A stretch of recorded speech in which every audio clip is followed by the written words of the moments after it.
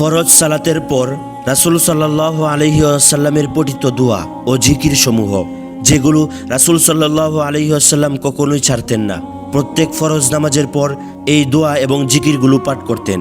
এক সাহাবী আল্লাহ রাসূল সাল্লাল্লাহু আলাইহি ওয়াসাল্লামকে জিজ্ঞাসা করেছিলেন যে, হে আল্লাহ রসুল, আপনি কোন জিকির আর কোন দোয়াগুলো প্রত্যেক নামাজের পরে পাঠ করেন? তখন আল্লাহ রাসূল সাল্লাল্লাহু আলাইহি ওয়াসাল্লাম এই 7টি জিকিরের কথা বলে গিয়েছেন আর বলেছেন, কোনো ব্যক্তি যদি প্রত্যেক ফরজ নামাজের পর এই 7টি দোয়া পাঠ করে, আল্লাহ তাআলা নিজ জিম্মায় তাকে জান্নাতের হাউজ পর্যন্ত পৌঁছে দিবে। সুবহানাল্লাহ। তাই চলুন আমরা সেই আমলগুলো জেনে নেই। প্রত্যেক ফরজ সালাতের পর রাসূল সাল্লাল্লাহু আলাইহি ওয়াসাল্লাম যে আমলগুলো করতেন: 1. আস্তাগফিরুল্লাহ 3 বার পাঠ করতেন। 2. আল্লাহুম্মা আনতাস সালাম ওয়া মিনকাস সালাম তাবারাকতা ইয়া যাল জালালি ওয়াল ইকরাম, এটা 1 বার পাঠ করতেন। 3.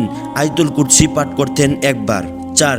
সুবহানাল্লাহ 33 বার, আলহামদুলিল্লাহ 33 বার, আল্লাহু আকবার 34 বার এবং লা ইলাহা ইল্লাল্লাহু ওয়াহদাহু লা শারীকা লাহু লাহুল মুলকু ওয়া লাহুল হামদু ওয়া হুয়া আলা কুল্লি শাইইন কাদির, এটা পড়তেন 1 বার।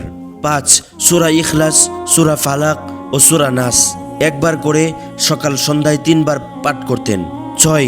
আল্লাহুম্মা ইন্নী আলা যিকরিকা ওয়া শুকরিকা ওয়া হুসনি ইবাদিকা, এটা 1 বার পাঠ করতেন।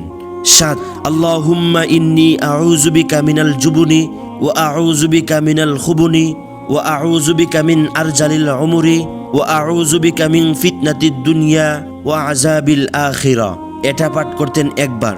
এই 7টি আমল প্রত্যেক সালাতের পর তিনি আদায় করতেন।